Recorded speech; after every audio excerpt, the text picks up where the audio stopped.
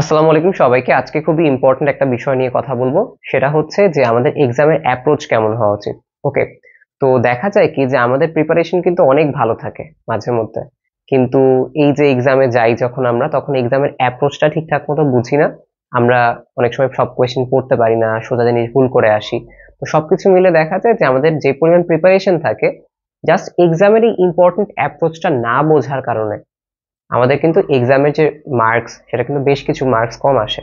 Like 10 mark, 7 mark, এরকম অনেকের আরো বেশি কম আসে। তো এখন এক্সামের অ্যাপ্রোচটা কেমন হওয়া উচিত? আজকে যে অ্যাপ্রোচটা নিয়ে কথা বলতেছি, এটা একটা সর্বজন স্বীকৃত অ্যাপ্রোচ, অর্থাৎ শুধুমাত্র আমার না, যারাই ভালো করে তারা এই সেম অ্যাপ্রোচটা করে। ওকে, সেটা আমি থেকে শুরু করে আমার আগে আমার ফ্রেন্ড যারা যারা আছে সবাই এই সেম অ্যাপ্রোচটা ফলো করে। তাহলে এক্সামের অ্যাপ্রোচটা কেমন হওয়া উচিত, একটু এটা নিয়ে আজকে কথাবার্তা বলবো। খুবই ইম্পর্টেন্ট একটা ইস্যু, কিন্তু অনেক বেশি কাজ করবে আশা করি।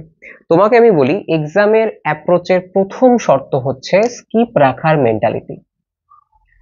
তুমি যত বেশি স্কিপ করতে পারবা, তোমার মার্ক তত বেশি ভালো আসবে, আমি তোমাকে এটা কনফার্ম দিতে পারি। যত বেশি স্কিপের মেন্টালিটি থাকবে, অ্যাডমিশন অনেক সবার ক্ষেত্রে, শুধু মেডিকেল অ্যাডমিশন না, তুমি যদি পরবর্তীতে ভার্সিটিও দাও, স্কিপ করার মেন্টালিটি সবচেয়ে আগায় রাখবা। যত বেশি স্কিপ করতে পারবো তত বেশি ভালো হবে। একটু বুঝায় বলি, দেখো, তোমার কোয়েশ্চেন আসতেছে, মনে করো 1 2 3 4 এরকম করে কন্টিনিউয়াসলি কোয়েশ্চেন আসতেছে। ওকে, এখন এই টাইপের কোয়েশ্চেনের মধ্যে না অনেক কিছু থাকে। ধরো 1 নাম্বার কোয়েশ্চেনটা খুবই হার্ড, ধরো এক্সট্রা ইনফো থেকে দিছে, ঠিক আছে? এটা তুমি দেখলা, তুমি এটা দেখা ভয় পাবা না। ওকে, তুমি পরের কোয়েশ্চেনে গেলা, পরের কোয়েশ্চেনে মনে করো সত্য মিথ্যা টাইপ কোয়েশ্চেন দিছে, অনেক বড় অপশনের, দেখলা। পরেরটাই দেখলে একদম জ্ঞানমূলক টাইপ কোয়েশ্চেন দিছে, যেটা ধরো কিরকম আমি তোমাকে বলি, কোয়েশ্চেন পড়লেই বোঝা যায় না যেটা আনসার কি হবে। কিছু কোয়েশ্চেন ধরো জিনিসটা এরকম বলবে যে আহ কি বলা যায়, যে লোহিত রক্তকণিকা তৈরির প্রক্রিয়াকে কি বলা হয়, এরকম আসলো, তো এরিথ্রোপয়েসিস। তো এটা তোমার অপশনও মাঝে মধ্যে দেখা লাগে না। তো এই টাইপের কোয়েশ্চেনও কিন্তু বেশ কিছু আছে, যেটা কোয়েশ্চেন পড়লে আনসার বোঝা যায়, অপশনও পড়া লাগে না। ওকে, তো এরকম ভাবে কিছু কোয়েশ্চেন আসলো, এরপরে আবার একটা হার্ড আসলো, এরপরে আবার মনে করো একটা সহজ আসলো। এরকম ভাবে কোয়েশ্চেন মনে করো কন্টিনিউয়াসলি আসে। তুমি যখন রান দেওয়া শুরু করবা না, ফার্স্ট রানে অলওয়েজ ছোট বা জ্ঞানমূলক যে জিনিসগুলো দাগাবা। জিনিসটা কিরকম, একটা গ্ল্যান্স দেখলা, এই হার্ডের ওয়ার্ডই তো জীবনে দেখো নাই তুমি, দেখলা 1 2 সেকেন্ডের মধ্যে মাথা কাজ করলো, স্কিপ। সত্য মিথ্যা দেখার সাথে সাথে দেখলা বড় অপশন, কোয়েশ্চেনটা এত বড়, আমি পড়বো না, এটা স্কিপ। আমি দেখবো না, আমি পারি আর না পারি পরে দেখবো আমি এটা। আচ্ছা, জ্ঞানমূলক দেখলাম ছোট, একদম দেখতে কোয়েশ্চেনটা ছোট লাগতেছে, এবং আমার কাছে 1 2 সেকেন্ড যখন আমি এটা দাঁড়াইলাম, দেখলাম ও আচ্ছা, এখানে লোহিত রক্তকণিকা ওয়ার্ড আছে, অপশন এরিথ্রোপয়েসিস আছে, ও আচ্ছা, এটা তো আমি পারি, তাহলে এটা আমি তখন দাঁড়াইলাম। ওকে, সো এইভাবে হচ্ছে আমি কন্টিনিউয়াসলি হার্ড স্কিপ এরকম ভাবে যাইতে যাইতে আমি তোমাকে এতটুকু এশিওর করতে পারি যে তুমি যখন ফার্স্ট রান দাগাবা, যদি মোটামুটি ভালোভাবেও পড়ে থাকো, একটা স্ট্যান্ডার্ড কোয়েশ্চেন যদি হিসাব করি, 100টার মাঝখানে মেডিকেল এক্সামে হয়তো একটু কম দাগাবা, প্রথম রানই তুমি 45টার থেকে অ্যারাউন্ড 50টার কাছাকাছি দাগাতে পারবা। 40 থেকে 50 অ্যারাউন্ড আমি তোমাকে বলতে পারি মেডিকেল এক্সামে। বাট কোচিং এর এক্সামে যদি মোটামুটি ভালোভাবে পড়ে যাও, অ্যারাউন্ড 50 55 এরকম লাগাইতে পারবা আশা করি প্রথম রানে, যদি কোচিং এর স্ট্যান্ডার্ড কোয়েশ্চেন গুলো হয়। একটু হার্ড হলে তো তখন তোমার একটু হবে, বাট প্রথম রানে আমি তোমাকে এতটুকু এশিওর করতে পারি, 40 এর মতো তুমি একদমই এরকম জ্ঞানমূলক টাইপ কোয়েশ্চেন পাবা। এই 40 দাগাইতে তোমার অ্যারাউন্ড টাইম লাগবে হচ্ছে, আমি যদি ধরি আধা ঘন্টা লাগলো বললাম, বা এত বেশি লাগবেও না, কারণ তুমি জ্ঞানমূলক গুলো ডিরেক্ট আনসার করা যায়। 40টা মনে করে দেখাইতে তোমার আধা ঘন্টা হচ্ছে লাগছে। ওকে, ধরে নিলাম। এখন সেকেন্ড রানে তুমি এসে কি করবা, এখানে কিন্তু আরেকটা জিনিস স্কিপ করবো। আমি তোমাকে বলি, ম্যাথ আসছে মনে করো, ম্যাথ যত সোজাই আসুক না কেন, যত সোজা আসুক, এটা যদি তোমার হাফ এমভি স্কোয়ার হয়, করতে পারো চাইলে। বাট যদি কারো এমন হয়, এটা একটু বলি, এটা একটু কন্ট্রোভার্সিয়াল, হাফ এমভি স্কোয়ার এই টাইপের কোয়েশ্চেন তুমি চাইলে করতেও পারো, নাও করতে পারো। কিন্তু তুমি যদি এমন হয় যে তুমি হঠাৎ করে এক্সাম দিতে গেছো, মেডিকেল এক্সামে 10টার সময় অনেকে উঠো না, 10টার সময় অনেকে প্রেসারে, আমি তোমাকে বলি, এক্সাম হলে ঢোকার 1 ঘন্টা পরে যে পরিমাণ প্রেসার কাজ করে, প্রথম আধা ঘন্টা কোয়েশ্চেন পাওয়ার পরে মাথা কাজ করে না। অ্যাটলিস্ট ওই হাফ এমভি স্কোয়ারের ম্যাথ যে করবা, তোমার মাথা কাজ করবে না, তুমি হাফ এমভি স্কোয়ারের জায়গায় ওই হাবি যাবি বহুত ভুল করবা সহজ ম্যাথই। আমার মানে এক্ষেত্রে রেকমেন্ডেশনটা হচ্ছে যে যেমন মানে স্টুডেন্টই হও না কেন, তুমি অনেক ভালো ম্যাথ পারো, বাট এক্সামে গিয়ে প্রথমবার ম্যাথ দাগানোর কোনো দরকার নেই, কারণ অনেক বেশি নার্ভাস থাকো তখন, ম্যাথে ভুল করবা তুমি। বুঝতে পারছো? ম্যাথ দেখছো স্কিপ, পারি দাগাইছি, একদম টু দা পয়েন্ট। আমার যেগুলো কোয়েশ্চেন আনসার করতে আমি তোমাকে বলি 5 থেকে 10 সেকেন্ড টাইম লাগবে এরকম। পড়ছি 5 সেকেন্ড, আনসার করছি 5 সেকেন্ড, আনসার বলতে 5 সেকেন্ড 6 মানে ষষ্ঠ সেকেন্ডে আমি আনসার মাথায় আসছে এরকম। বুঝতে পারছো?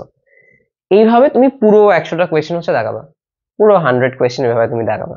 ওকে, দাগানোর পরে এখানে দুইটা লাভ আছে আমি তোমাকে বলি। 100টা কোয়েশ্চেন দাগানোর পরে তোমার মধ্যে একটা কনফিডেন্সের বুস্ট হয়, ব্যাপক কনফিডেন্সের বুস্ট। এটা তুমি বুঝবা না, দিয়ে দেখো, যারা দাও তারা বুঝতেছো যে ও আচ্ছা আমি একবার কোয়েশ্চেনটা পুরো পড়ে ফেলছি, কোয়েশ্চেনের কোন কোন জায়গায় কি আছে একবার দেখা শেষ, এবং আমি প্রায় মোটামুটি দাগাই ফেলছি বেশ কয়েকটা। আচ্ছা তাহলে তার মানে আমি সহজগুলো দাগাই ফেলছি, আমার অ্যাটলিস্ট এতটুকু মার্কস আছে হাতে, ধরো আমার পাস মার্কস আছে, সমস্যা নেই। তাহলে ওকে ফাইন, এখন একটু মাথাটা ঠান্ডা দেখবে তোমার, মানে একটু ঠান্ডা হবে মাথাটা, মাথাটা একটু কাজ করা শুরু করবে তখন। যেই ভয়টা তোমার প্রথমে ছিল এক্সামের শুরুর দিকে, প্রথম 15-20 মিনিট অনেকের হাত কাঁপে, অনেকে এক্সাম দিতে গেলে হাত কাঁপে। আমি তোমাকে আমার কথা বলি, আমি ধরো যেগুলো একটু বড় বড় এক্সাম হইতো, ধরো উইকলি না মানে আরেকটু বড় বড় এক্সাম হইতো, লাইক তোমার ধরো কোনো কম্পিটিশন হচ্ছে, ওইটার প্রথম 5 মিনিট আমার হাত কাঁপতো, সত্যি কথা বলি। আমি অনেক নার্ভাস থাকতাম তুলনামূলক, ঠান্ডা থাকা ট্রাই করতাম, নার্ভাস থাকতাম, আমার প্রথম 5 মিনিট এরকম ভাবে হাত কাঁপতো। আমি যে ওএমআর দাগাইতাম এই যেভাবে হাত কাঁপতো আমার। বুঝতে পারছো? এরকম ঘটনা হইতো ওই মোমেন্টে, আমি তাহলে কঠিন গুলো দাগাই থেকে আমি ধরা খাইতাম। বাট আমি যখন ফার্স্ট রান দিতাম, ফার্স্ট রান না 20 মিনিট পরে আমি যখন অনেকগুলো দাগাইতেছিলাম, তখন দেখা যায় যে কনফিডেন্সটা ব্যাপক বুস্ট হয়।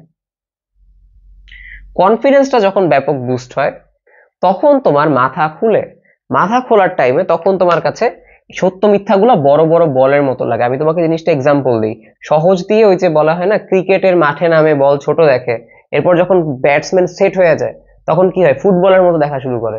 তুমিও তখন সত্য মিথ্যা কোয়েশ্চেন গুলো ফুটবলের মতো দেখা স্টার্ট করবে। কখনো সত্য মিথ্যার জন্য আগে আনসার করবো না, সত্য মিথ্যা ফুটবলের মতো দেখা স্টার্ট করছো। তারপরে তোমার কি কি আছে, বড় বড় কোয়েশ্চেন গুলো ফুটবলের মতো দেখা স্টার্ট করছো, ম্যাথ যেগুলো থাকবে ফুটবলের মতো দেখা স্টার্ট করবে। সেকেন্ড রানে আরো বেশ কয়েকটা কোয়েশ্চেন দেখাইতে পারবা তুমি, ঠিক আছে? যদি মোটামুটি নর্মাল ইউজুয়াল কোয়েশ্চেন আসে, তুমি এই সেকেন্ড রান পর্যন্ত অ্যারাউন্ড 73-74টা সুন্দর মতো দাগাইতে পারবা। আমি এটা তোমাকে বলতে পারি 73-74টা সুন্দর মতো দাগাইতে পারবা, নর্মাল বছর মতো কোয়েশ্চেন আসলে, অনুশীলনী বলো আর হচ্ছে অন্যগুলো দিয়ে। কঠিন আসলে কি হবে, এর একটা আলাদা সেপারেট ভিডিও বানাবো আমি, ঠিক আছে? এটা পুরো ট্যাকটিক্যাল, মানে মেন্টাল ট্যাকটিক্যাল জিনিসপাতি হবে এখানে, ঠিক আছে? সো এটা তোমার দাগাই ফেললাম। এবার আসো হচ্ছে তুমি অনেক কিছু দেখবা যে ও আচ্ছা আমার পেটে আছে মনে নাই, নাকি মনে আছে পেটে নাই, কিছু একটা নাই, মানে মেইন কথা তুমি বুঝতেছো এটা আমি পারতাম, মনে নাই আমার। তখন তোমার কাছে কনফিউজিং আসবে যে 50-50 কোনগুলো আমার কাছে কনফিউশন লাগতেছে।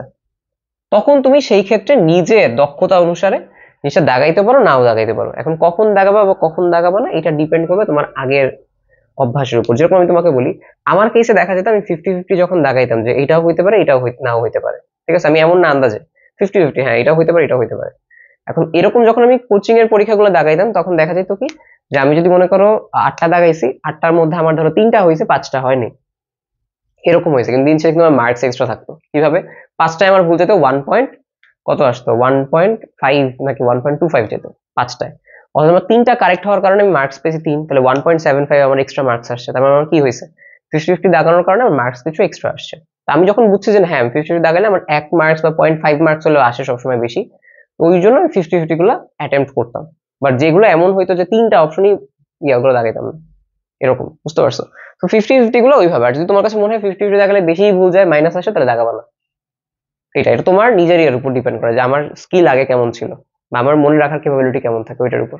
ওকে, তো এইভাবে তুমি লাস্টে কনফিউজিং যেগুলো সেগুলো হচ্ছে দাগাবা। তো অ্যারাউন্ড তুমি এইভাবে দাগাইতে পারলে দেখবা হচ্ছে প্রিপারেশন যদি মোটামুটি নাও, অ্যারাউন্ড তুমি এখানে 82-83 হচ্ছে অ্যাটলিস্ট অ্যাটেম্প করতে পারবা উইথ পারফেকশন। এরপরে তোমার যদি মনে চায় তাহলে আরো বেশি দাগাইতে পারে। অনেক হচ্ছে যারা প্লেস করবে আরো বেশি বা অনেক ভালো র্যাঙ্ক করবে, তাদের দেখা যায় প্রথম রানই হচ্ছে তারা প্রায় 60টা বা 65টার মতো দাগাবে মেইন এক্সামে, দেন পরে আরো দাগাবে 20টার মতো, তারপরে হচ্ছে আরো বেশ কিছু কনফিউজিং গুলো দাগাইতে পারবে। বুঝতে পারছো? সেরকম আমার কেসে আমি প্রথম রানে দাগাইছিলাম 71টা, সেকেন্ড রানে দাগাইছিলাম আই গেস হচ্ছে মনে হয় 22টা বা 23টা, লাস্ট রানে মনে হয় আরো 14-15 এরকম হয়তো দাগাইছিলাম। লাস্ট রানে বলতে আমি আরো কিছু ম্যাথও রাখছিলাম লাস্ট রানে, যেগুলো একটু ক্যালকুলেটিভ ছিল, বেশি ক্যালকুলেটিভ, ওগুলো সেকেন্ড রানেও রাখিনি আমি।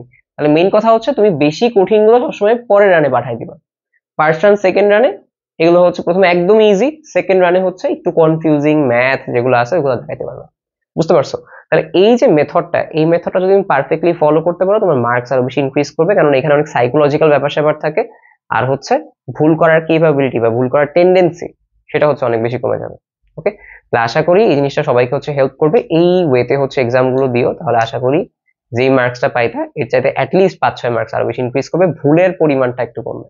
ওকে, ভালো থাকো, সুস্থ থাকো, আল্লাহ হাফেজ সবাইকে।